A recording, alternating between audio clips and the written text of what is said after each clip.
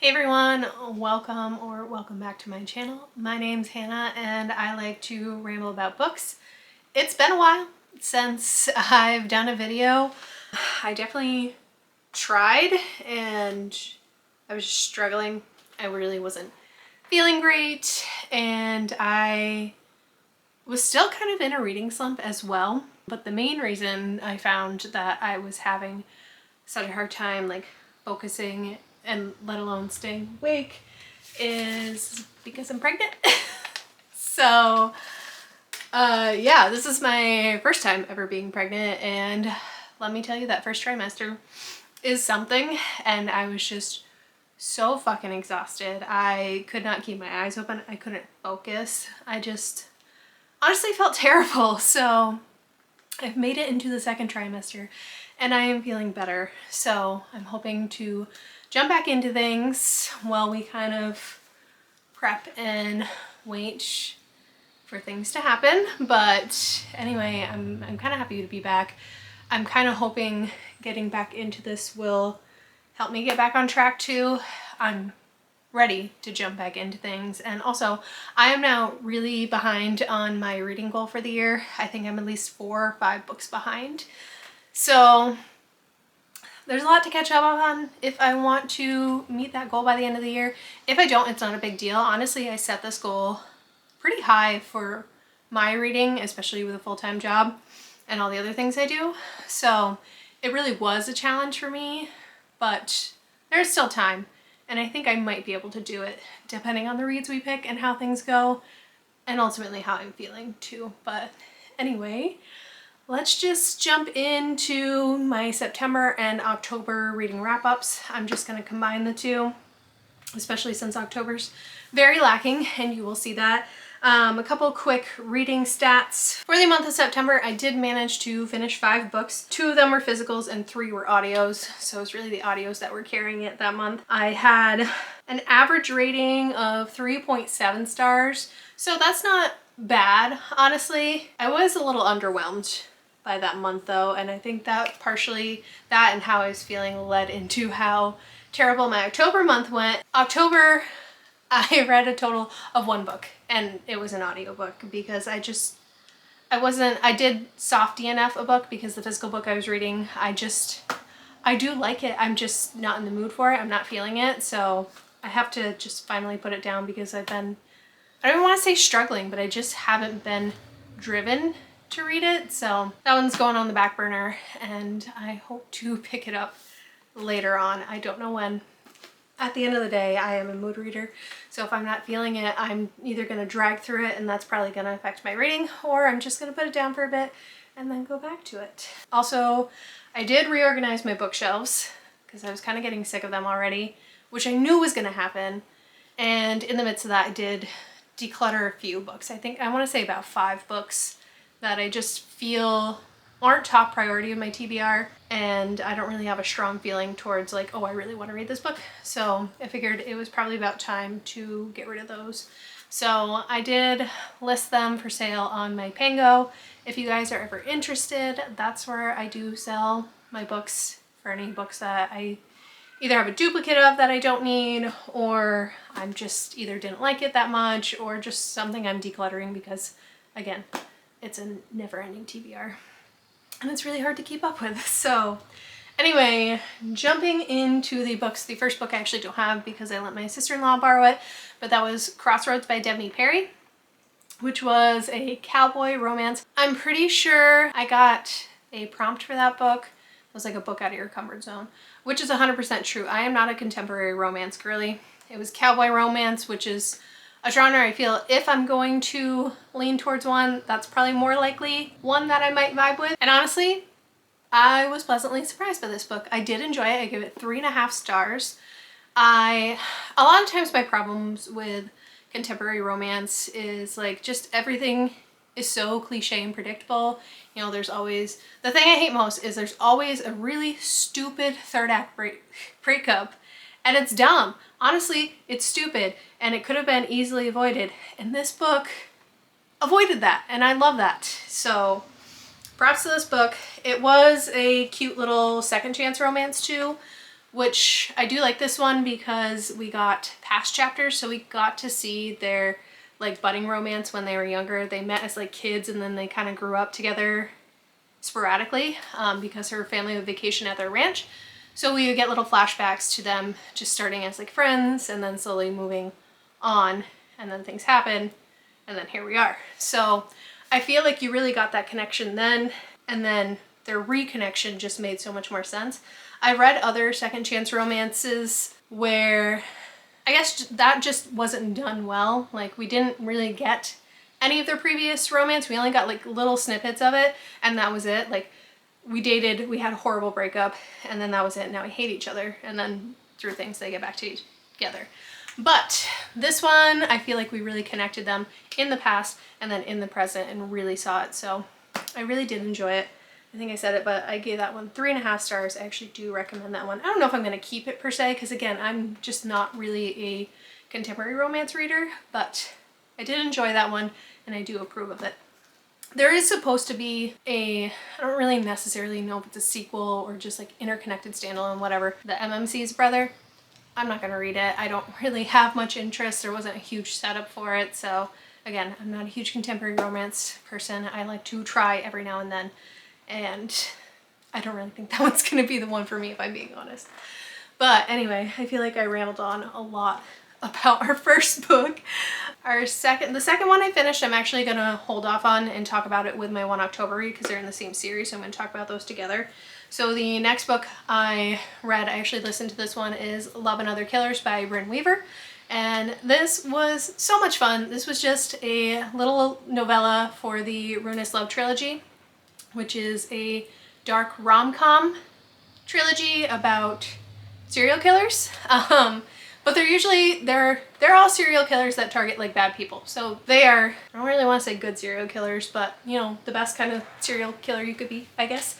This one is about, if you finish the whole trilogy, there is a annual showdown that happens at the very end of the last book, but we don't get the details of it. We just get them all meeting up to do this, and that's it. So this is that annual showdown, and it was just so fun. They all team up to try to take out this horrible person and just their shenanigans with our characters.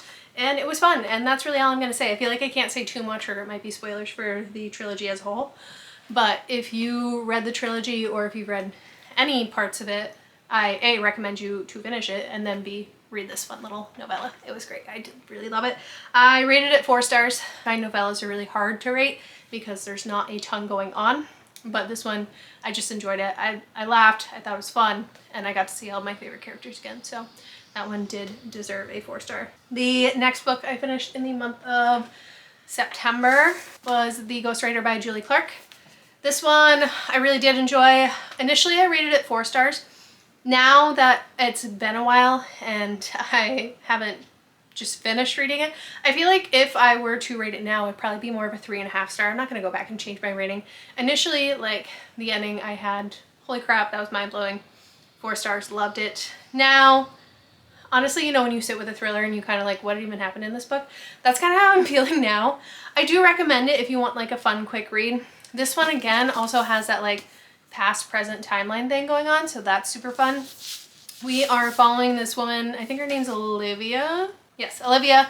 She is a ghostwriter, so she writes books for a lot of people who either aren't experienced enough or something's happened and they can no longer write themselves. So she gets hired by this one author whose health is deteriorating to write his final tell-all book. And the tell-all is that when he was a kid, both his siblings were murdered and he was the only one left alive.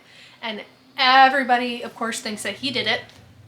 And no one knows the truth. There was never enough evidence to try to convict him, and they never had enough evidence to convict anybody else. The main twist about this is she's his daughter, which is all in the synopsis, so that's not a spoiler. She's actually his daughter, and she has spent most of her adult life distancing herself from him. They had a very interesting relationship growing up as a child. You know, they stayed in the same town, so he was a little bit of a pariah. And as she got older, she started to hear the rumors about her father and all that stuff. And he was a very well-off author too. So as things progressed, they kind of became distant, separated, and she eventually just wanted to distance herself. Now that he is sick, I think this is his way of trying to reconnect with her in a way, but also try to tell his story. So like I said, I really did like this book. Now that I've kind of sat with it, is it the most impactful thriller I've ever read? No. I do still recommend it though. I did not guess the ending, which is always good for a thriller. You know, I had a lot of different theories as we go on, but it's one of those things, as you go, you get little puzzle pieces, and so your theories start to change, but I never truly landed on what the reveal was, so I did like it. Yes, the last official one for September, other than the other one I'm going to go back to, is Reckless by Lauren Roberts. I ended up listening to this one because I had time available on Spotify, so I listened to it on there. I'm pretty sure this whole series is available on Spotify audio if you have Spotify Premium. So just adds up if you've been wanting to read this. I believe this was a prompt, oh goodness, something along the lines of a book I'm not excited for. And this was the book that fit that because I hear a lot of not great things about this book, that it's just a giant filler book, it was kind of pointless, blah, blah, blah, blah, blah. And I really hate to say it, but I agree with everything everyone says about this dang book. I only gave this 2.5 stars. Honestly, now it feels kind of generous because I really did not like this book, guys. I was so bored. You know, what people rave about the first book is like the banter and the relationship, and like you still have all that banter and stuff, but I just felt like everything we were doing in this book was pointless. I can't say too much because it's the second in a trilogy, so spoilers, so I won't say anything like that. But I just feel like everything we did through this whole middle chunk of this book could have just been summarized into like maybe a couple paragraphs of, hey, this is what happened. And I feel like this could have been probably the first 5 to 10 chapters in the final book, and we would have been fine. I don't feel like there was anything groundbreaking in the middle of this that we needed. So that's very unfortunate. I do still plan on finishing the series. All I have left is Fearless, which honestly, I don't even know the consensus I've heard on that one, because I feel like I kind of avoided a lot of people's videos when that one was coming out. People were doing vlogs about it, and I'm hopeful because, you know, it started out so strong. I can't remember what I really rated Powerless. I think it was about a 4-star. And then Powerful, the little novella, I rated 5 stars. And like I said before, I find novellas really hard to rate highly because there's such a short amount of time here with those characters, and it's really hard to make an impact. And that book did. And then this was just such a letdown. So I really hope we're redeemed in Fearless. And if we are, there's also Fearful to look forward to, which is another novella. I'm pretty sure it's already out actually. But yeah, I guess that's all my thoughts on this book, so I'm just gonna shut up about it now. So my kind of final book, I finished it like mid-September. And my only book for October, we're continuing the Ruthless Boys series. So I finished Savage Fae in September, and I finished Vicious Fae in October. Savage Fae I rated 4.5 stars. Vicious Fae was a 5-star. This book was so freaking good. And again, we are in the middle of a series, so I can't say too much, but this series, it takes place in the same universe as Zodiac Academy, which if you've read that and you have not read these, highly recommend it. If you're in the middle of Zodiac, there is a way you can tandem read these. If you look online, there's somewhere in the middle where you can squeeze these in. I can see why you would want to do that, because there are characters from these books that are introduced into Zodiac Academy about like midway through. I don't think it's 100% necessary. I don't think it's super spoilery if you read this after Zodiac Academy. You can totally read this before Zodiac Academy, in the middle, after. I don't think it's gonna ruin the reading experience because I'm still having a fantastic time with this series. All in all, we are following our FMC Elise.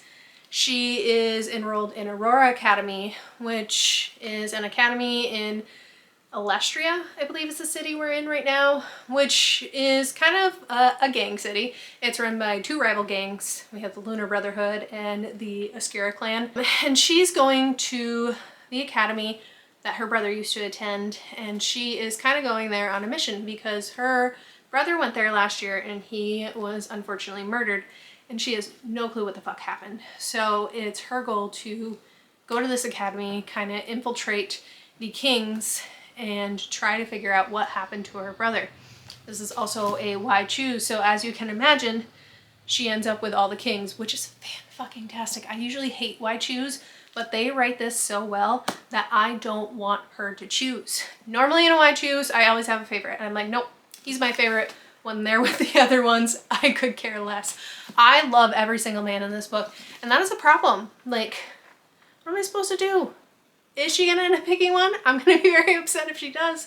And yeah, so anyway, highly recommend this series. I've got 2 more books to go. I've already started the 4th book, Broken Bay, and I am most likely gonna finish this series this year. I have a very strong feeling I'm going to. I also do plan on reading, there's another spin-off and I can't remember what the fuck it's called. I think the first one is called Caged Wolf. I think that one's more focused on a character. I mean, she shows up in this series, but she's more prevalent, I feel, in Zodiac Academy, but I feel like it follows Rosalie Ascara. But anyway, that's really all I have to say about this. Highly recommend, especially if you're already a fan of them. I do also want to read their other series that is ongoing. Man, I can't even think of that one's called.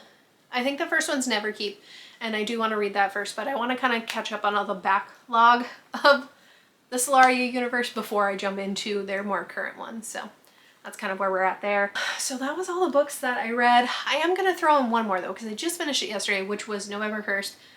I read it most of October, so I'm counting it in the October, even though I didn't count it in the official tally. But that was Not Quite Dead Yet by Holly Jackson. This one I also listened to on Spotify, and I ended up giving this one 3.5 stars. Honestly, my rating probably would have been higher if I read the physical book. I listened to the audiobook and I really couldn't stand the narrator. For some reason, this narrator didn't really irk me until I was, I don't know, probably like 30 minutes in, maybe even a little bit more than 30 minutes into this audiobook. And I was already determined. I didn't have this book in physical. I don't think it's on KU. It was included in my Spotify account, so I was like, you know what? I'm just gonna tough it out. And her voice wasn't annoying all the time. It was only when she was doing other characters' voices. When she was doing our main character, Jet's voice, it was fine. Anytime she was doing her mom's voice, her friend Billy's voice, pretty much anyone, she did this like raspy thing with her voice. And I have this thing when someone's throat sounds super raspy or like scratchy, I just want to keep going. And that's how I felt the whole time she was doing those voices. But I was committed. So I stuck it out. 3.5 stars. We are following our main character, Jet, who is, in a sense, murdered, but she didn't actually die. So she wakes up in the hospital after being attacked, and the doctor tells her, hey, you were attacked. We were able to stabilize you, but so she was hit in the head, I think with a hammer. There was a piece of bone that flaked off your skull and is putting pressure on an artery in your brain. As this bone keeps pushing on this artery, it's gonna ultimately lead you to have an aneurysm and you're gonna die. So I think they give her like 7 days that she's gonna die. She decides that she is going to solve her own murder then. We have no clue. There is an ex that's involved, so naturally the police are immediately suspicious of him. This is Holly Jackson, who wrote the Good Girl's Guide to Murder series. So if we know anything about Holly, it probably wasn't him. It wasn't the boyfriend in the other book. It's probably not the ex-boyfriend in this book. So she embarks on this investigation with her friend Billy to try to piece together who murdered her. And oh my God, the list of suspects is pretty dang long. Her family's a little complicated. She has a sister that had passed away at a younger age. She has a brother who's very involved in the family company. Her parents own this big construction company, and naturally they kind of have made some enemies in the town by buying up houses and redoing them. So there's a lot to unravel. There's a lot of suspects. I kind of guessed the ending to this, like literally right before it unfolds. So, I mean, it's not like I knew right off who did it, but as we get little breadcrumbs, I was able to piece together who it was. But I did really enjoy this. Part of me wanted something else to happen and I knew it wasn't gonna happen. So I expected that, and that doesn't affect my rating at all. I do like how it concluded in the end, and yeah, that's really all I can say, because again, if I say anything else, it's gonna be a spoiler, and I don't want to ruin it for you guys. I do feel like if I had read this physically, it probably would have been a 4 and a 4.5 star, and it sucks that something as small as the narrator's voice in certain circumstances can knock my reading down because it just kind of annoyed me. But anyway, I do recommend that book. And yeah, that's pretty much it. I was gonna talk about my November TBR. I'm not doing my prompt jar. This isn't a set TBR either, but again, I'm just trying to really get back into my flow of reading, and I'm just gonna do a mood reading month. I do have a preemptive stack of books that I want to do. Obviously, I am already listening to Broken Fae. I have already started Bonds of Hercules, which I am so excited for. This is the sequel to Blood of Hercules by Jasmine Moss. So I'm not super far into it, but I really love the first one, so I have very high expectations for this one. And then since I only really finished one book in the month of October, I missed out on all the spooky reads I wanted to do. So one of the ones that had been on my list that I finally want to read that I've had forever is Long Live the Pumpkin Queen, because Nightmare Before Christmas is fantastic. And also, it's Nightmare Before Christmas, so this is still prime time to read it because October, November, December, it is appropriate. And then I had stopped into Barnes & Noble, and they have another one. So this is Hour of the Pumpkin Queen. Also, this one has really gorgeous sprayed edges, so I picked that one up. So depending on how the first one goes, I might jump right into this one. Again, mood reading, so not a guarantee. Me and my best friend always do boo baskets, so we basically do a Halloween gift exchange, and she put in What Moves the Dead by T. Kingfisher. I've been wanting to read this book forever, and then whenever I was trying to find it, I could never find it anywhere. I could always just find the sequel.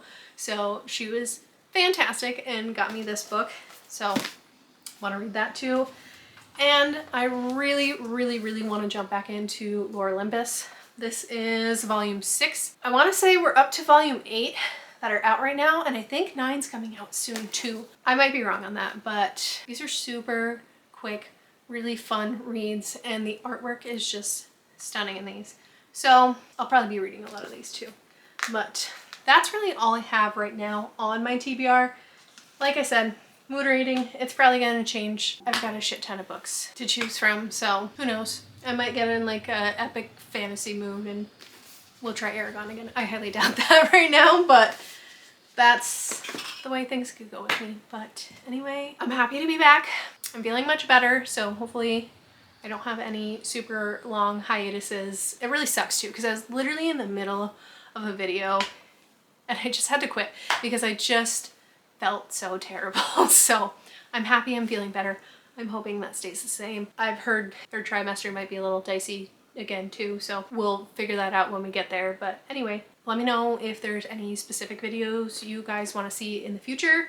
I am planning on, at least have the plans for one video I want to try this month, which is the one I was trying last month, and I really don't know, so we're just gonna kind of wing it. But anyway, I hope you guys had a great day. I hope you guys enjoyed this video, and I will see you next time. Bye.